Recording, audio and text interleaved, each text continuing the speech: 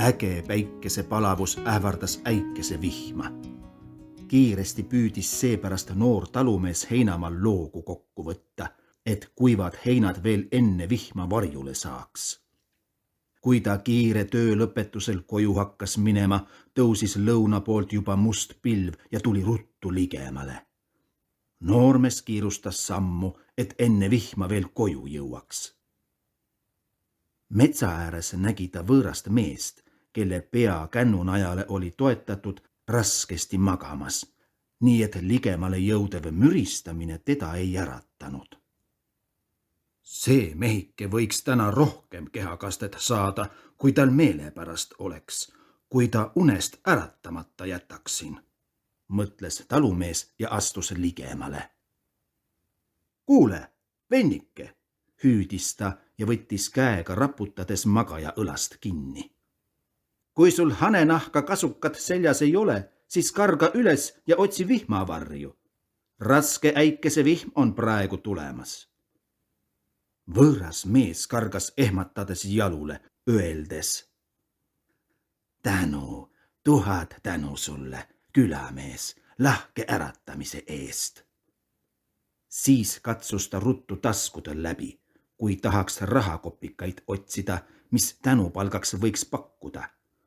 Aga kui ta tühjadest taskutest midagi ei leidnud, pööras ta silmad poolhäbelikult talumehe poole ja ütles: Õnnetuseks ei ole mul midagi tasku juhtunud, mida sulle palgaks võiksin pakkuda. Aga siiski ei pea su palk tasumata jääma. Mul on tuline kiire taga, kui tahan ähvardava pilve eest pakku pääseda. Pane seepärast tähele ja pea meeles, mis sulle lühidalt kuulutan. 2 aasta pärast võetakse sind väeteenistusse, kus sa hobuse väe rügemendis aset leiad. Tüki aega käid sa väega ühest paigast teise, kuni viimaks põhjapoolsele Soomemaale korterisse asutte. Ühel päeval läheb su süda kodumaale igatsedes raskeks, kui parajasti sinu kord on hobusekarja minna. Natuke maad sinust eemal puutub laial murulisel lagedal kõveraks kasvanud kask sulle silma. Astu kase ligi, koputa 3 korda tüvele ja küsi, kas kõver kodus. Siis pead tänase heateo eest palka saama. Ja nüüd jumalaga.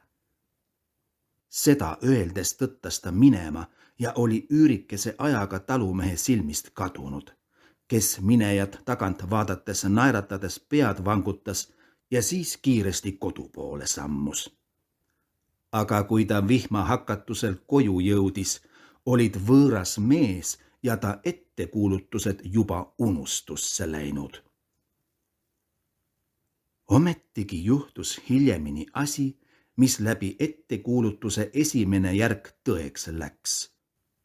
Noor talumees pandi 2 aasta pärast soldatiks ja sunniti hobuseväes teenistusse.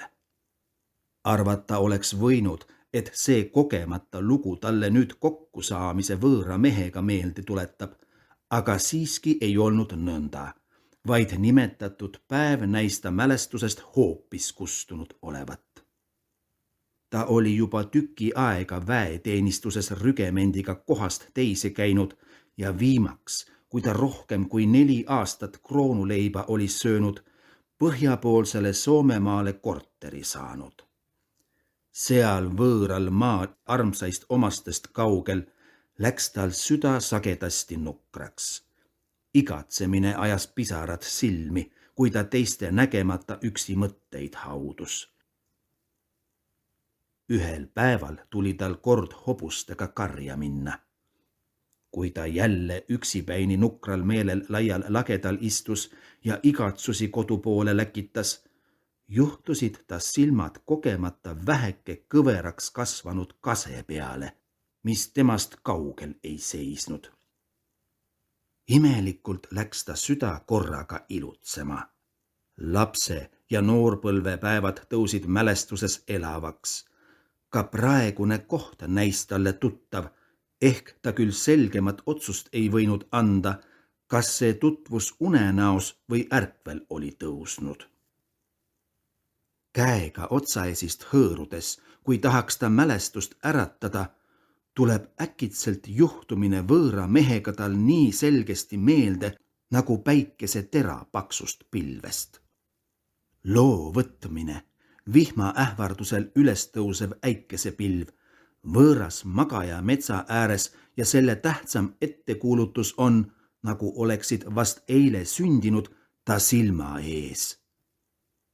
Kui ta nüüd lennul kõik tänini juhtunud elukäigu muutused mõttes läbi käinud, leiab ta, et ettekuulutus tõsine oli olnud. Mis kahju mulle katsumisest võib tulla, kui kase juurde lähen ja tüvele koputan, mõtles mees. Esiteks ei tea siin keegi, mispärast ma temputan, ja teiseks ei ole inimeste silmi nägemas, kes mind hiljemini albi töö pärast võiksid naerda.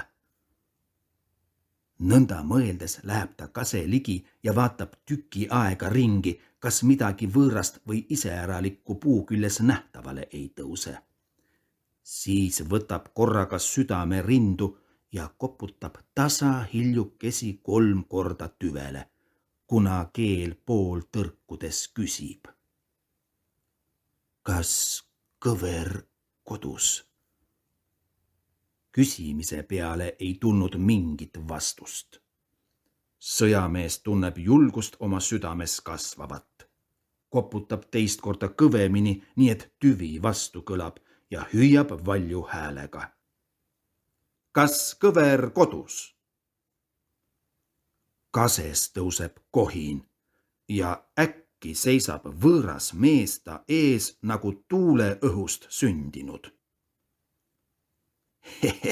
No, minu sõber, ütleb ta lahkel sõnal. Väga hea, et minu lubadust meelde tuletasid. Arvasin sind hoopis unustanud olevat, mis ma sulle ükskord rääkisin. Ja mul oleks väga kahju olnud, kui mulle seeläbi võimatuks oleks saanud sulle võlga tasuda. Lapsed, hüüdis ta kase sisse. Kes teist võib kõige kiirem olla? Mina, kostis üks hääl, võin niisama kiire olla, kui lind lendab. Väga hea, ütles kõver, aga kes võib veel kiirem olla? Teine hääl vastas. Ma võin tuulega võidu joosta. Saame näha, ehk võib mõni teine veel kiirem olla, ütles vanamees ja küsis 3. korda. Seepeale kostis üks peenike hääl. Isa, mina võin nii kiire olla, kui inimese mõte. Tule siia, mu poeg, hüüdis kõver. Sind võin täna parajasti tarvitada. Siis pani ta mehe kõrguse koti, kuld ja hõberahaga täidetud sõjamehe ette. Võttis ta kübarast käega kinni ja ütles. Sõjamees kübarast ja mees rahakotiga koju. Silmapilgul tundis sõjamees, nagu lendaks kübar tema peast. Aga kui ta ümber hakkas vaatama, kuhu kübar oli jäänud, leidis ta enda äkitselt kodus omaste ja sugulaste keskel ja põhjatu suur rahakott seisis ta kõrval põrandal. Esiotsa pidas ta juhtumist unenäoks, kuni hiljemini selgesti aru sai, et ta õnn tõsine oli. Kui teda keegi ei tulnud jooksiku viisil taga otsima, hakkas ta viimaks uskuma, et kadunud kübar tema asemel teenistusse oli jäänud. Enne surma avaldas ta imeliku loo oma lastele ja arvas, sest et kingitud raha oli talle õnne toonud, et rahakinkija mitte mõni kuri vaim ei võinud olla.